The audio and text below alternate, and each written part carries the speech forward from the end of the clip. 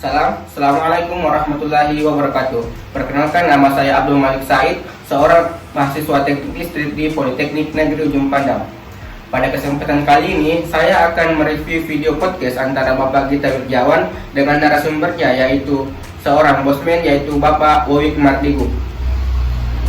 Diawali dengan menjelaskan masa kecil Bapak Wowik Mardigu, di mana ia merupakan seorang budak ndeso yang bercita-cita ingin sekolah hingga ke luar negeri, yaitu di Amerika. Walaupun saat kecil sering dicibir oleh temannya, namun akhirnya bisa mencapai keinginannya itu melalui program dari Bapak Bahrudin Yusuf Habibie, sehingga beliau dapat bersekolah hingga ke San Francisco di Amerika.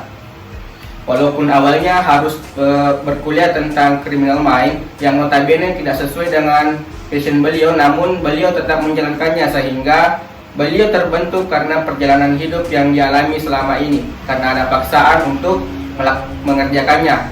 So, from this we learn that the people are not born to be a leader, can learn to be a leader. Atau seseorang yang ditakdirkan tidak menjadi pemimpin dapat belajar untuk menjadi pemimpin dari pengalaman hidup yang ia alami. Setelah itu dibahas salah satu ilmuwan hebat, seorang ilmuwan muslim, yaitu Al-Khawarizmi, yang memprakarsai ilmu-ilmu di bidang matematika dan astronomi. Namun pada abad ke-13 saat Baghdad diserang oleh Mongol, ilmu-ilmu beliau semua tersebut hilang. Di Indonesia sendiri, masyarakat cenderung lebih banyak membahas tentang buku-buku social science dibanding dengan buku empirical science. Bangsa Indonesia sebagai bangsa dengan penduduk muslim terbesar di Indonesia, di dunia, maksud kami, sepatutnya mengacu pada Al-Khawarizmi yang merupakan seorang ilmuwan muslim supaya menjadi negara yang maju. Hal yang membuat Indonesia sulit untuk maju karena sulitnya meningkatkan produktivitas, efisiensi, dan penambahan nilai produk yang ada. Karena negara yang maju adalah negara dengan teknologi yang maju, atau growth technology. Sementara untuk membuat teknologi yang maju harus mempelajari tentang empirical science.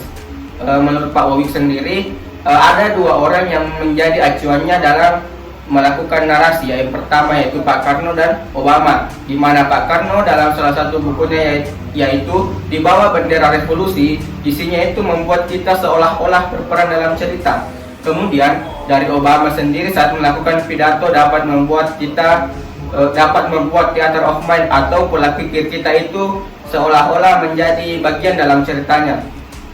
Sebagai anak muda, bangsa kita harus bisa menjadi seorang yang imajinatif, narator, seperti Bung Karno ataupun Obama, sehingga Indonesia bisa dilihat oleh bangsa lain. Jangan sampai bangsa yang dilihat hanya itu saja, seperti India, Tiongkok, ataupun Singapura.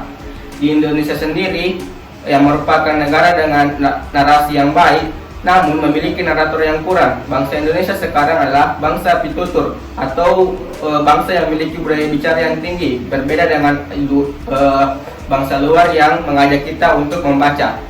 Perbedaan antara Indonesia dan Singapura misalnya, jika di Indonesia orang mencari sendiri referensi, sementara di Singapura kita dicarikan referensi, artinya orang di sana itu tahu apa yang ingin kita baca dan apa yang kita inginkan. Jika di Indonesia kita mencari buku, maka di luar negeri kita mencari pengetahuan. Jadi, kesimpulan yang dapat ditarik adalah untuk menjadi bangsa yang besar, maka perkuatlah dengan ilmu dan keluarkan dengan narasi serta buktikan dengan aksi. Saya Malik, salam perjuangan.